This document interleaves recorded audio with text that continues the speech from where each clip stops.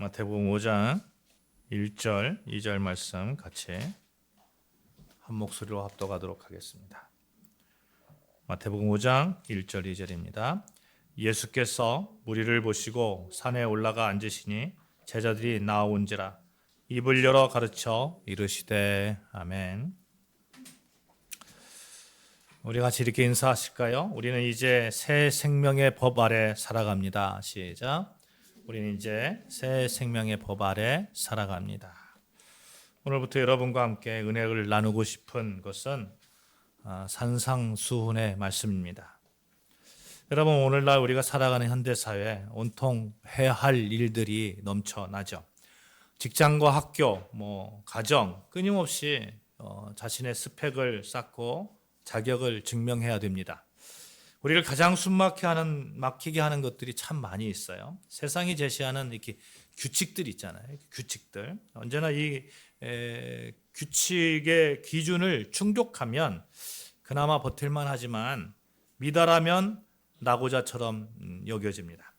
냉혹한 조건부의 세상에서 우리가 살아간다 하는 거죠. 고등학생들이 좋은 대학에 가려고 하는 이유가 뭘까요? 학문적 호기심, 지적 갈망이 있는 경우도 있습니다만 대개 보면 세상이 요구하는 어떤 조건, 자격 이런 것을 갖추려고 하죠.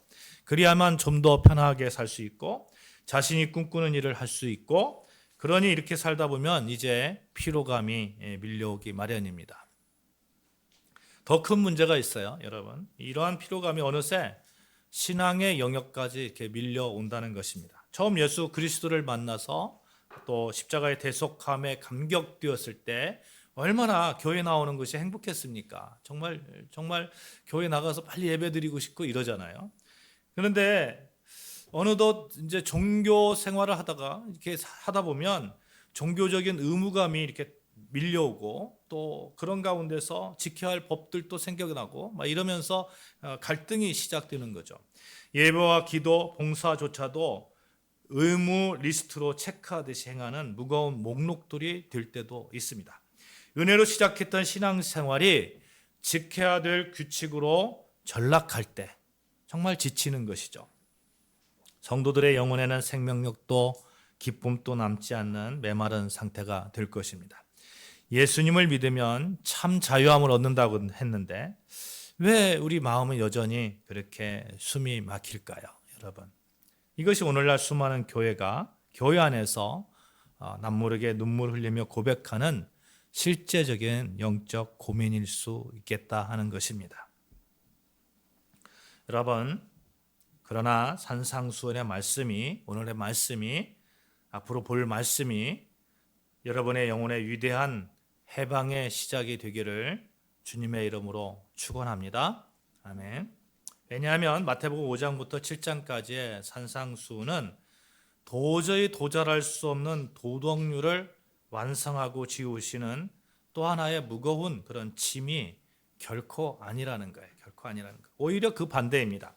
산상수훈은 율법의 짐 아래에서 신음하는 죄인들을 향해서 참된 하늘의 자유가 무엇이고 구원받은 그런 백성이 누리는 복이 얼마나 찬란한지 그것을 지킬 수 있는 하나님의 그런 도우심, 그 도우심을 선언하는 하나님의 위대한 어떤 자유선언문 이런 것이 되기 때문에 그렇습니다.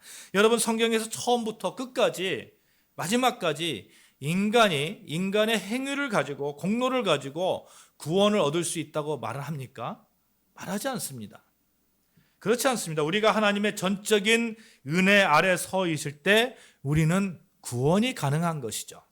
예레미야서 31장 33절 제가 읽겠습니다. 그러나 그날 후에 내가 이스라엘 집과 맺을 언약은 이러하니 곧 내가 나의 법을 그들의 속에 두며 그들의 마음에 기록하여 나는 그들의 하나님이 되고 그들은 내 백성이 될 것이라 여호와의 말씀이라. 구약의 백성들은 이 돌판에 새겨진 율법 있잖아요. 십계명, 돌판에 새겨진 율법. 내 힘과 의지로 지키려고 철저히 노력했습니다. 그러나 실패했습니다. 실패하고 절망했어요. 그러나 하나님은 우리의 연약함과 실패를 아시고 사람의 힘이 아닌 하나님의 전적인 주권과 성령의 능력으로 우리 마음에 직접 생명의 법을 새겨주시겠다고, 누가요? 하나님께서 생명의 복을 새겨주시겠다고 선언하고 계신 것입니다. 에스겔서 36장 26절 27절 동일한 은혜의 말씀이 선포되는데, 또 새 영을 너희 속에 두고 새 마음을 너희에게 주되 너희 육신에서 굳은 마음을 제거하고 부드러운 마음을 줄 것이며 내 영을 너희 속에 두어 너희로 내 율례를 행하게 하리니 너희가 내 규례를 지켜 행할지라. 너희가 내 규례를 지켜 행할지라. 누가 지키게끔 해주신다고요? 여호와 하나님께서 내 영을 너희 속에 두고, 하나님의 영을 너희 속에 두고 너희로 하나님의 율례를 행하게 하리니, 이 약속의 핵심이 있습니다. 법을 지키는 주체가 우리 인간이 아니고, 인간이 악하고 부패하고 이러잖아요. 하나님께서 우리 안에 부어주실 새 영, 무슨 영이죠? 성령님이 되실 거라는 것이죠. 우리가 억지로 쥐어짜내듯이 법을 지켜 구원에 이르는 것이 아니라 하나님께서 우리를 창세전에 택하시고 예수 그리스도의 피로 값주고 사셔서 우리 안에 성령을 보내서 그 성령의 역사로 말미암아 천국 백성다운 삶을 자발적이고 기쁘게 살아가도록 하나님께서 그렇게 일방적인 은혜를 베풀어 주셨다는 겁니다. 따라서 오늘부터 우리가 시작할 그 산상수훈의 강해 여행은 우리를 이렇게 막 주눅들게 하는, 너 왜 그 모양으로 살았어? 뭐 정죄케 하는 정죄 시간이 아니다 하는 것입니다. 오히려 그리스도 안에서 너희가 얼마나 놀라운 신분으로 변화되었는지, 너희 안에 계신 성령께서 너희를 이 찬란하고 아름다운 하늘의 삶으로 반드시 이끌어 가실 것이다 라는 하나님의 신실한 약속, 우리를 이끌어 가시는 하나님의 사랑, 그 자비하심을 확인하는 귀한 시간이 될 것이라고 저는 확신합니다. 여러분, 산상수훈을 우리가 나누면서 우리를 올가매고 있던 모든 율법주의적인 가짜 평안과 기복주의적인 종교 윤리를 걷어내고 복음이 주는 가슴 벅찬 자유와 감격을 누리는 행복한 여행이 되시기를 주님의 이름으로 축복합니다. 아멘.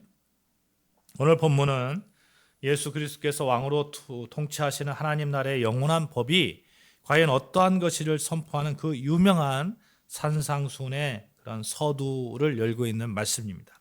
마태는 이 짧은 두 구절을 통해서 복음의 역사적 현장을 고스란히 기록하면서 누가 어디서 누구를 대상으로 천국 교훈을 가르치고 있는지 이렇게 정확하게 밝히고 있죠. 특히 오늘 본문은 우리에게 이 교훈을 베푸시는 절대적인 주체가 누굽니까? 예수 그리스도시라는 거예요. 예수 그리스도. 예수 그리스도가 누구예요? 하나님의 아들이십니다. 하나님의 아들 예수 그리스도가 천국 복음, 천국의 교훈을 우리에게 직접 가르쳐 주고 계신 것입니다. 그 위대한 말씀이 선포되고 있는 무대가 바로 산이라는 장소임을 강력하게 부각하고 있어요. 5장 1절부터 7장 29절까지 이 방대한 가르침을 통틀어서 산상수훈이다. 수훈이다. 무슨 뜻이냐면 뭐 또 산상보훈이다 이런 얘기를 하잖아요. 알려주다 이런 거죠. 산 위에서 알려주신 하나님의 그런 어떤 교훈 이렇게 보면 되는 거죠. 하나님 나라의 찬란한 복음이 다름 아닌 산 위에서 우렁차게 선포되었다. 그래서 산상수훈이다 이렇게 말을 합니다. 그런데 우리는 여기서 본문을 묵상하면서 아주 흥미롭고 세밀한 질문을 하나 던지는데, 본문 1절을 아무리 눈을 씻고 봐도 그 산이 구체적으로 어느 산인지 나오지 않아요. 그 산이. 그렇죠? 어디 있습니까? 어디 산이라고 나와 있습니까? 안 나와 있죠. 모세의 시내산, 묵시의 시온산, 이런 이름이 명시적으로 나와 있지 않아요. 그럼에도 불구하고 헬라의 원문을 보면 산을 뜻하는 단어 오로스와 그 앞에 정관사 토가 붙어 있어요. 토 오로스 이렇게 되겠죠. 무슨 뜻이냐면 그 산이라는, 그 산. 여러분과 제가 어떤 산에 대해서 잘 알고 있어요. 그러면 제가 집사님한테, 집사님 그 산에 갔다 왔어요? 그러면 집사님 알아들어요? 못 알아들어요? 알아듣죠. 그 산 알아듣죠. 마태가 정관사를 붙여서 그 산이라고 표기한 것은 당시 말씀을 듣던 제자들과 초대교회 사람들에게 있어서 그 장소가 결코 낯선 장소가 아니다 하는 그런 의미가 되겠죠. 이미 너무나도 잘 알려지고 있고 친숙한 장소라는 거예요. 더 나아가서 원어적인 의미를 추적해 보면 그 장소에 담긴 주님의 친근한 그런 배려를 볼 수 있는데, 헬라어 오로스라는 것은 일어나다, 솟아나다 이런 뜻인데 오로라는 동사에서 유래한 단어래요. 이 단어의 대부분이 어떤 때 쓰냐면 완만한 언덕, 이렇게 완만한 언덕, 높지 않은 야산, 이럴 때 쓰는 것이죠. 예수님께서 산상수훈을 선포하시던 그 장소는 수천 명, 어떻게 보면 수만 명까지도 무리 없이 이렇게 빽빽히 모여서 말씀을 들을 수 있는 만큼 평평하고 또 넓은 공간이 확보되어 있는 그 산이라는 거예요. 그 산. 우리는 이러한 지리적 정황을 통해서 성경에 보면 이 그 산상수훈의 말씀이 그대로 적혀 있는 그 말씀이 있거든요. 누가복음 6장에 보시면 이 비슷한 말씀이 나와요. 비슷한 말씀. 근데 누가복음 6장에 보면 뭐라고 얘기하냐면 평지에서 말씀하셨다 이렇게 얘기해요. 평지에서. 또 비슷한 말씀하시는데 한쪽은 산에서 얘기했다고 하고 한쪽은 평지에서 얘기했다고 합니다. 근본적으로 여러분 다르다고 생각합니까? 그렇지 않습니다. 여러분 누가복음 6장 17절 찾아보시면 예수께서 제자들과 함께 산 위의 높은 곳에서 조용히 기도하고 내려오시던 중에 수많은 무리가 모여 평지에 서셔서 말씀을 하셨다 이렇게 얘기하거든요. 근데 누가가 사용한 평지라는 얘기는 어떤 뜻이냐면 평평한 또 완만한 이런 뜻이에요. 제가 아까 그 마태가 사용했던 그 산이 어떤 의미라고 했죠? 완만한 구름 같은 거. 누구든지 와서 수천 수만 명이 같이 모일 수 있는 그 산이라고 얘기했어요. 그 산이라고. 누가가 말한 편지, 깎아지른 듯한 벌판이 아니고 단순히 예수께서 말씀하시는 그 지역, 무리들이 같이 모여서 평평한 장소가 모여서 말씀을 들을 수 있는 그 장소. 그러니까 마태의 그 말이나 누가의 그 말이나 틀린 말이 아니죠. 틀린 말이 아닙니다. 근데 마태는 그 산을 강조한 거예요. 그 산. 실제로 보면 그 갈릴리 지역 이스라엘 사람들이 뭐라고 얘기했냐면 그 산이 갈릴리 바다로부터 북쪽으로 한 8km 정도 떨어져 있는 하틴산이라고 이렇게 추측을 합니다. 하틴산에 제가 가봤거든요. 하틴산에 가봤는데 교회가 하나 서 있어요. 무슨 교회냐면 팔복교회가 서 있습니다. 팔복교회. 그러니까 예수님께서 그 지역에서 이렇게 그 산상수훈에 말씀을 하셨다는 거예요. 가봤어요. 봤더니 산인데 구릉이 이렇게 있어가지고 뭐 수천 수만 명이 이렇게 모여서 앉을 수 있는 그런 산이에요. 그런 산인데 거기에 더 재밌는 게 뭐냐면 말씀을 하시면 여러분 산에서 메아리를 이렇게 딱 치잖아요. 벽에 이렇게 딱 치면 소리가 이렇게 크게 들리잖아요. 이렇게 크게 마이크를 사용한 것처럼 이렇게 크게 들리는 그런 작용이 이렇게 형성되어 있더라고요. 수만 명이 모일 수 있고 수천 명이 모일 수 있고 또 말씀도 크게 들릴 수 있는 그 산. 그래서 그곳에 팔복교회가 세워져 있습니다. 여러분 여기서 우리는 아주 깊은 그런 의문을 가져야 돼요. 만약 이토록 산상수훈에 선포된 장소가 웅장하고 거대한 산맥이 아니라 그저 사람들이 오르내기 편한 하나의 완만한 구릉이자 언덕에 불과하다면 왜 굳이 마태는 그 산이라고 표현을 했고 누가는 평지라고 표현을 했을까 하는 겁니다. 단지 지형을 설명하기 위함일까요? 여기에서 마태가 온 천하 만민에게 이게 얘기하고 싶었던 것은 마태는 어떤 독창적인 구속사적인 그런 어떤 배우가 있는 거죠. 온 천하 만민에게 평지는 누구나 갈 수 있잖아요. 누구나 갈 수 있으니까 모든 사람들에게 말씀하고 싶었던 그런 얘기, 이런 얘기를 하고 싶은 겁니다. 이 마태는. 근데 그 산이라는 것을 얘기하면서 강조하면서 이야기하고 있는 거예요. 헬라어 구약 성경 70인역에 보면 구약의 히브리어 성경에 보면 산을 뜻하는 단어가 하르입니다. 하르.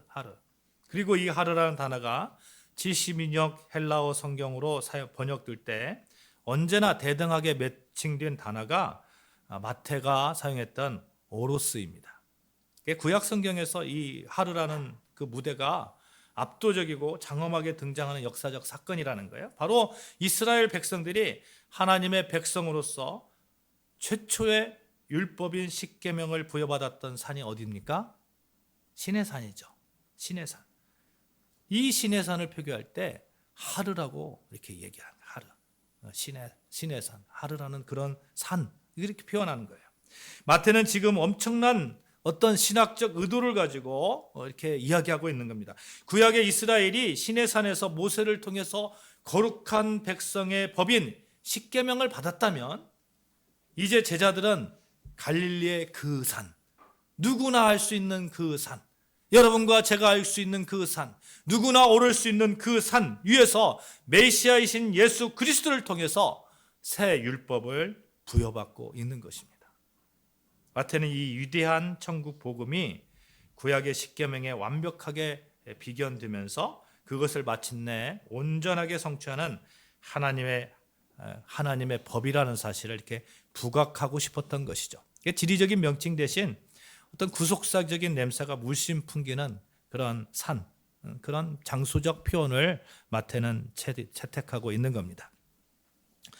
지금 산 위에 앉으셔서 입을 열기 시작하는 이 예수님의 가르침, 과거 모세를 통해서 돌판에 새겨주셨던 그 십계명과 동일한 신적 권위를 가졌다 하는 그런 의미가 되는 거예요. 그런 의미가. 모세의 권위를 완전히 능가하고 압도하는 하나님의 아들로서의 최고의 권위를 지니고 있다. 온 우주 앞에 선포하고 있다. 이런 얘기를 마태는 하고 있는 겁니다. 그리스도께서 천국 복음을 가르치시는 영광스러운 무대를 일부러 산이라고 그렇게 설정함으로 인해서 신의 산에 엄중했던 그런 율법의 권위를 뛰어넘어서 이제 예수님의 입술을 통해서 흘러나오는 새 생명의 법, 장엄한 권위 앞에 무릎을 꿇어라 하는 그런 얘기죠.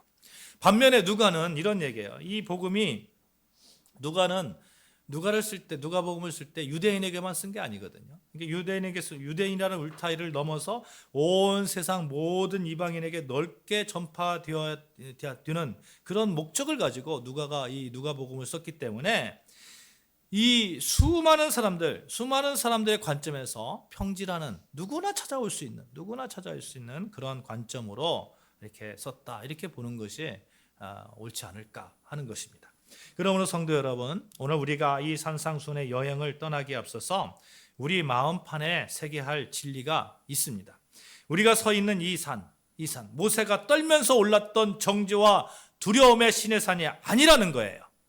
말씀 그 자체이신 하나님의 아들이 친히 왕으로 앉으셔서 구약에 실패한 율법 아래 신음하던 여러분과 저 향해서 이제 내가 내 피로 너희 마음에 이 법을 새로 완성케 하겠다 하는 하나님의 그런 선포, 은혜의 장소가 되는 것입니다. 여러분, 모세가 시내산의 율법을 받을 때를 한번 생각해 볼까요? 출애굽기 19장에 보시면 하나님께서 모세를 통해서 백성에게 이렇게 경고합니다. 산 사면에 분명한 선을 그어요. 이렇게 분명한 선을 긋고 경계를 정하고 백성들이나 심지어 짐승들도 그 경계선을 넘어서 산을 침범하면 반드시 돌에 맞아 죽는 거예요. 그러니까 어떤 바리케이트를 친 거예요. 바리케이트를 치고 죄인인 인간이 거룩하신 하나님 앞에 절대로 넘어갈 수 없는 죽음의 차단선이 이렇게 쳐진 겁니다. 출애굽기 19장 16절에 보시면 이런 말씀도 있거든요. 셋째 날 아침에 우레와 번개와 빽빽한 구름이 산 위에 있고 나팔 소리가 매우 크게 들리니 진중에 있는 모든 백성이 다 떨더라. 십계명을 박는 그 장소에서 막 우레가 치고 막 천둥이 치고 거기서 뭐 알지 못하는 나팔 소리가 들리고 막 이러는 거예요. 그리고 산을 올라가면 어떤 경계선이 있는데 그 위에를 올라가면 죽고 얼마나 두렵겠습니까? 얼마나 두렵겠어요. 하나님은 이토록 무서운 방식으로 왜 이렇게 철저한 차단과 거절의 삼엄함 속에서 당신의 백성들에게 첫 번째 율법을 주셔야만 했을까 하는 겁니다. 이스라엘 백성들을 겁주어서 당신 앞에 뭐 이렇게 막 쩔쩔 못하게 꼼짝 못하게 뭐 노예처럼 복종시키기 위해서 그랬을까요? 아닙니다. 여기에서 시내산 율법이 가진 비밀이 있어요. 하나님께서 인간에게 율법을 주신 가장 첫 번째 목적은 죄로 인해서 철저하게 부패하고 오염된 인간의 진짜 영적 주소를 알게 하는 겁니다. 여러분과 저의 영적 주소를 알게 하는 거예요. 율법을 보면서 야, 정말 안 되는구나. 나는 안 되는구나. 율법은 하나님의 완전하고 흠없는 거룩하심을 비추는 투명한 거울이 되는 겁니다. 인간은 이 완벽한 거울 앞에 서기 전까지 자신이 얼마나 추악한 존재인지를 모르는 거예요. 모르는 거예요. 그래서 교인들 보면 늘 정말 예수님을 만나고 나면 첫 번째 하는 얘기가 주님 저는 죄인입니다. 죄인입니다. 이렇게 고백할 수밖에 없는 겁니다. 내가 내 힘으로 도덕적이고 선하게 살 수 있다고 믿는 인간의 착각과 오만, 이 오만이 시내산의 번개와 정죄의 불꽃이 그 앞에서 산산조각 나버리는 거죠. 그 율법의 거울에 우리 자신을 비추어 보면 우리는 하나님의 그 엄중한 기준 앞에서 단 한 조항도 스스로의 힘으로 완벽하게 지킬 수 없는 영적인, 어떻게 보면 영적 파산자라고 우리가 느낄 수밖에 없습니다. 여러분 십계명 갖다 놓고 앞에다 딱 놓고 한번 보십시오. 내 부모를 공경하라 이렇게 했는데 여러분 공경했습니까? 솔직히 말씀해서 공경했습니까? 저는 십계명 앞에서 내 부모를 공경하라, 이건 약속 있는 첫 계명이니 내가 땅에서 장수하리라. 저는 그 말씀을 보면 내가 장수하면 안 되는 사람이에요. 끊임없이 이웃을 미워했고 음욕을 품은 살인자이고 간음자일 뿐입니다. 시내산의 그 두려운 풍경은 죄인이 하나님의 거룩함 앞에 다가가면 그 자리에서 즉사할 수밖에 없다는 영적인 현실을 시각적으로 보여준 장엄한 어떤 시청각 자료가 되는 거죠. 여러분 이런 거 있잖아요. 그 병원에 가면 MRI 막 CT 찍잖아요. 며칠 전에 제가 허리가 너무 이렇게 좀 다친 일이 있어서 너무 아픈 거 일어나지도 못하겠는데 일어나지도 못해가지고 그런 가운데서 이렇게 레슨을 하다가 너무 힘드니까 이렇게 피아노에서 이렇게 막 짚고 막 이렇게 일어나려고 하니까 레슨 하시는 분이 어디 아프세요? 그래서 허리가 좀 아픕니다. 그랬더니 그분이 뭐라고 저도 오늘 아침에 정형외과 다녀왔는데 거기 너무 좋습니다. 뭐 과하게 진료도 하지도 않고요. 너무 좋습니다. 그래서 제가 레슨을 안 할 테니까 빨리 가십시오. 빨리 갔어요. 갔는데 사실은 왜 그런지 알아요. 왜 그런지 아는데 뭐 근육이 놀라서 그렇겠죠. 그런데 엑스레이를 찍는 거예요. 엑스레이를 찍으면서도 겁이 나는 거예요. 겁이 나는 거예요. 혹시 뭐 척추가 이렇게 달라붙으면 어땠을까? 이런 겁이 나는 거죠. 여러분, 기계가 온몸을 샅샅이 스캔해서 찍어낸 필름을 대할 때에 여러분 어떤 마음이 들까요? 의사가 그 필름의 한 구석을 가리키면서 보세요. 여기에 당신이 모르는 사이에 자라난 악성 종양이 있습니다. 말하는 순간 찍기 전에 몰랐던 그 당당함은 없어질 거예요. 그렇죠? 저도 보니까 뭐 척추의 세 번째, 3번 유추, 4번 유추가 조금 이렇게 좀 내려앉았다고 그러더라고요. 그래서 가만히 보니까 왜 그럴까 이렇게 계속 피아노 앞에 앉아 있으니까 딱 그 지점인 거예요. 그죠? 여러분. 그게 그런 거예요, 여러분. 그 다음부터는 조심해야지 이런 거죠. 이런 겁니다. 시내산의 율법이 바로 이런 것과 마찬가지예요. 번개가 치고 우레가 울리는 시내산은 우리 영혼 깊은 곳에 박혀있는 죄라는 악성 종양을 적나라하게 촬영하여서 보여주는 겁니다. 이렇게 보여주는 거예요. 그러니까 그 다음부터는 어떻게 해야 돼요? 조심해야지. 율법의 엄격한 조항들은 우리를 정죄하고 죽이려는 목적이 아니라 너희의 힘과 도덕성과 종교적인 열심으로는 절대로 이 거룩한 경계선을 넘어서 하나님께 도달할 수 없다. 너희는 어떻게 해야 되겠냐? 그래서 예수님이 우리에게 필요하고 성령님의 도우심이 필요한 거 아니겠습니까? 훗날에 이 땅에 오실 참된 대속 제물이신 예수 그리스도의 십자가를 갈망할 수밖에 없는 거죠. 그래서 사도 바울이 아주 유명한 그런 말씀을 하잖아요.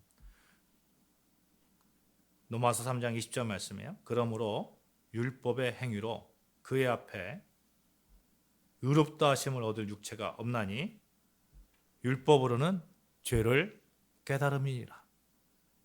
갈라디아서 3장 24절 말씀. 율법을 가리켜서 우리를 그리스도께 인도하는 초등교사다 이렇게 얘기합니다. 그러니까 율법을, 시내산의 그 율법을 통해서 우리는 예수님께로 이렇게 갈 수밖에 없는 것이죠. 시내산 아래에 떨고 있던 이스라엘 백성들의 그 무력함과 정죄감은 오늘날 예수 그리스도 없이 내 힘과 내 의로 인생을 멋지게 증명해 보겠다고 말하는, 그러면서 발버둥치는 그런 모든 현대인의 영적 실상과 정확히 일치한다는 겁니다.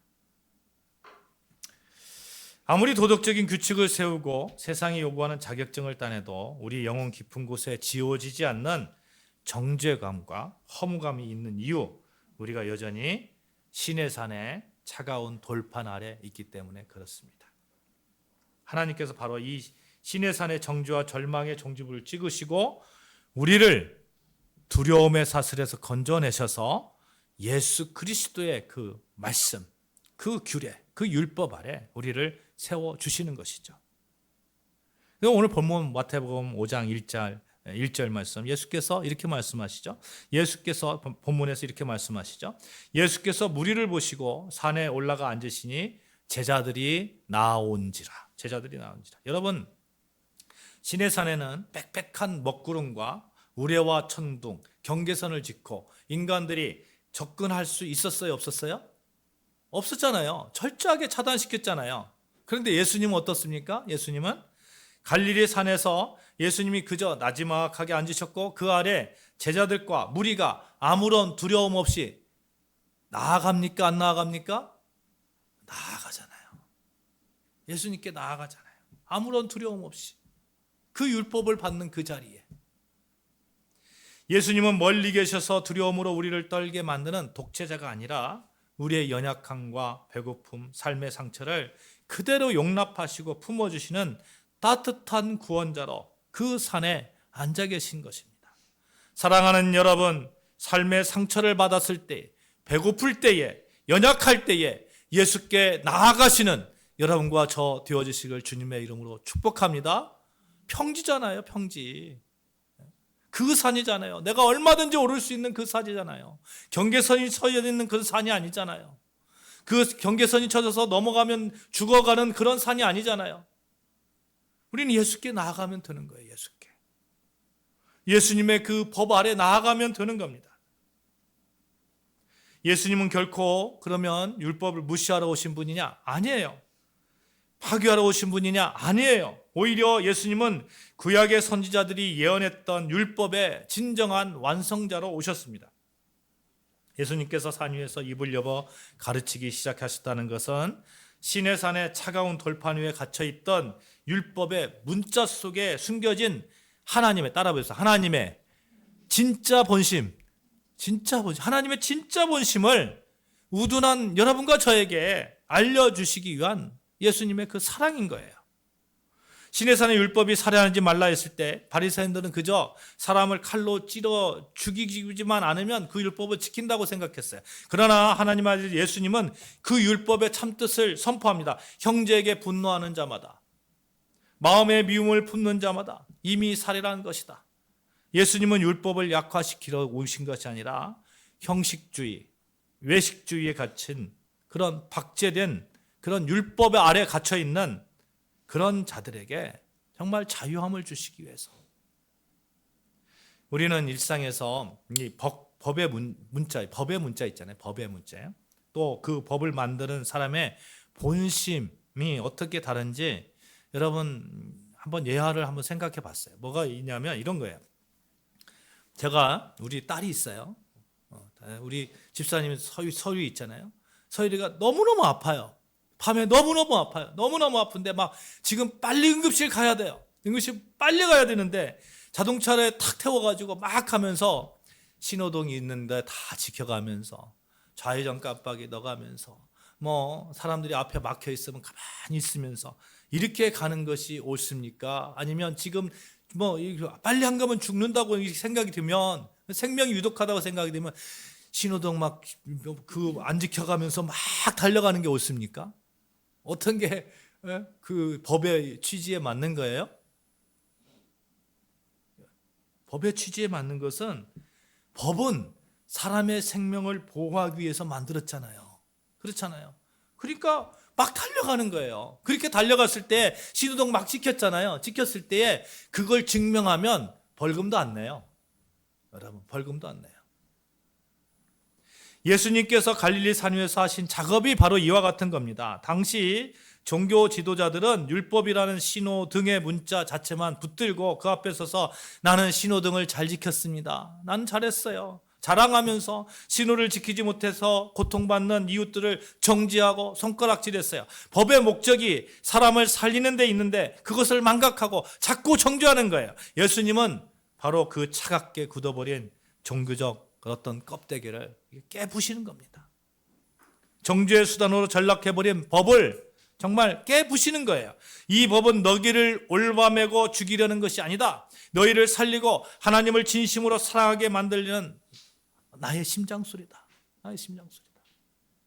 예수님은 말씀하고 있는 것이죠. 이것이 바로 오늘 갈릴리산 우리에게 주는 위대한 은혜의 본질입니다. 우리는 더 이상 내 자격과 행위를 증명하기 위해서 떨면서 정죄의 그런 사람이 아닙니다.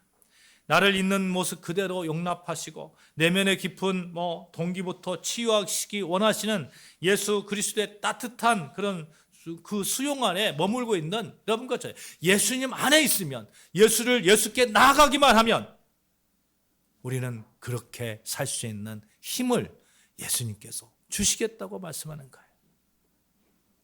막 아이가 아픈 아이를 막 업고 가는데 이렇게 막 차를 몰고 가는데 하나님께서 은혜를 주셔서 막 신호등도 막 파란불로 막 계속 바뀌는 그런 은혜가 예수께 나아가면 있다는 겁니다. 사랑하는 성도 여러분, 그렇다면 이제 은혜의 갈릴리 산 위에 들려오는 이 주님의 음성은 오늘을 살아가는 우리에게 어떤 실제적인 변화를 요구할까요? 우리가 어떻게 산상수훈의 말씀 우리 삶에 새겨야 할까요? 본문 1절 후반과 2절 보시면 산에 올라가 앉으시니 제자들이 나온지라 입을 열어 가르쳐 이르시되, 이 장면에 등장하는 제자들 율법이 무서워서 억지로 끌려온 자들이 아닙니다. 그죠? 그들은 예수님의 인격에 매료되었고 그분의 은혜에 감격해서 자발적으로 주님 앞에 나아갔던 거예요. 사랑하는 여러분, 참된 성도의 비결은 삶의 방식은 여기에 있는 거예요. 자발적으로 우리가 예수 그리스도께 나아가야 됩니다. 여러분, 그렇게 나아가는 여러분과 저 되어지시기를 주님의 이름으로 축복합니다. 자발적으로 율법 앞에 서는 여러분과 저 되어지기를 축복합니다. 아멘. 마음의 미움만 품어도 살인이고 의무만 품어도 간음이라는 이 엄격한 기준을 우리의 힘으로 어떻게 통과할 수 있느냐 하는 거예요. 그러나 성경은 이 법이 우리에게 무거운 짐이 아니라고 합니다. 우리가 그리스도께 자발적으로 나가면 우리가 그렇게 지킬 수 있도록 성령님께서 도와주신다니까요. 성령께서. 에스겔서 36장 우리 찾아봅시다. 에스겔서 36장.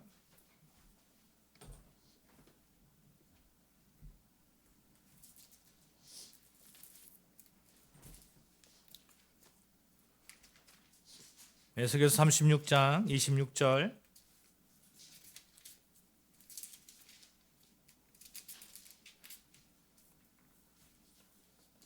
27절 같이 봅니다. 26절, 27절 시작.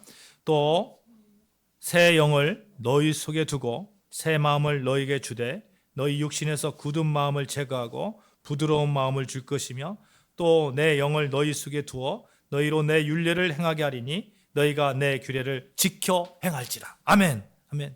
여러분, 이 말씀의 핵심을 보십시오. 우리가 악을 쓰고 결단해서 하나님의 법을 지킬 것이 아니라 하나님께서 우리 안에 새 영, 즉 성령을 부어주셔서 우리 안에 완고하게 굳어있던 그 마음을 부드럽게 녹여주신다고 약속하고 있잖아요. 주를 주라 고백하는 자, 예수께 나아가는 자, 성령님께서 임하고 계시잖아요. 그 성령님께서 우리가 예수 그리스도의 그 율법, 하나님께서 주신 그 새로운 법을 자연스럽게 지킬 수 있도록 도와주신다니까요. 도와주신다니까요. 그래서 사도 바울은 이 놀라운 복음의 신비를 로마서 8장 1절 2절에 이렇게 이야기하고 있습니다. 그러므로 이제 그리스도 예수 안에 있는 자에게는 결코 정죄함이 없나니 이는 그리스도 예수 안에 있는 생명의 성령의 법이 죄와 사망의 법에서 너희를 해방하였습니다. 너희를 해방하였습니다. 우리는 더 이상 신의 산 아래에서 죄와 사망의 법에 묶여 떨던 노예가 아니라는 겁니다. 왜요? 우리가 예수께 나아가는 자이니까. 그 산에 나아가는 자이니까. 그 산 어느 구석에 우리가 여러분과 제가 앉아있는 여러분과 저이니까. 그러므로 예수님을 따르는 삶은 정말 고통스러운 삶이 아닙니다. 억지로 짜내는 고통스러운 노동이 아닙니다. 성령의 바람을 타고 흘러가는 아름다운 춤과 같고 흐르는 음악의 리듬을 타는 것과 같습니다. 여러분, 그 피아니스트 있잖아요. 피아니스트가 있는데 이 피아니스트가 어떤 기업에서 후원을 받는다고 생각을 해보세요. 근데 후원을 받는데 기업의 사장이 와가지고 이렇게 얘기했어요. 이번에 콩쿨 나가시는데 1등 하셔야죠. 이렇게 얘기했어요. 1등 하셔야죠. 그러면 이 사람이 콩쿨 나가가지고 한음 칠 때에 얼마나 부담스러울까요? 어떻을까요, 여러분? 혹시 잘못 치면 나 1등 못하면 어떻게 하지? 후원 끊기면 어떻게 하지? 만약에 후원을 안 받으면 정말 어렵게 산다. 이러면 정말 그 부담감은 너무너무 클 겁니다. 그런데 똑같은 피아니스트가 모든 대회를 마치고 자신이 가장 사랑하는 가족들과 아이들 앞에서 이렇게 평안한 마음으로 연주를 시작했어요. 여러분, 똑같은 연주를 하는데 다른 거예요. 그렇죠? 다르죠? 그렇습니다. 사랑하는 여러분, 신앙생활은 심사위원 되신 하나님 앞에서 내가 오늘 큐티를 빼먹었어, 내가 이번 주에 봉사를 못했어, 벌을 받을까? 눈치 보는 그런 생활이 아니라는 거예요.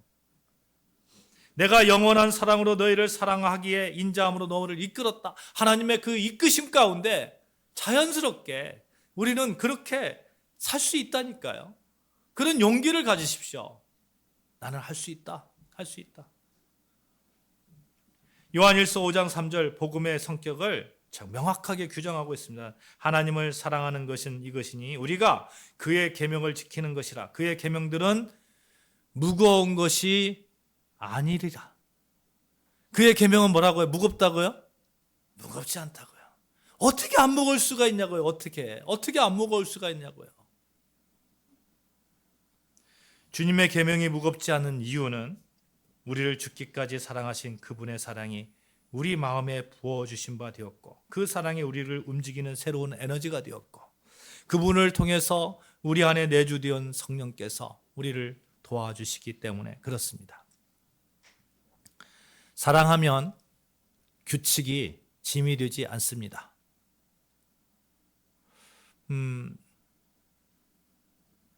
어머니가 밤새 아픈 아이를 간호하면서 밤을 새우는다고 한번 생각을 해보세요.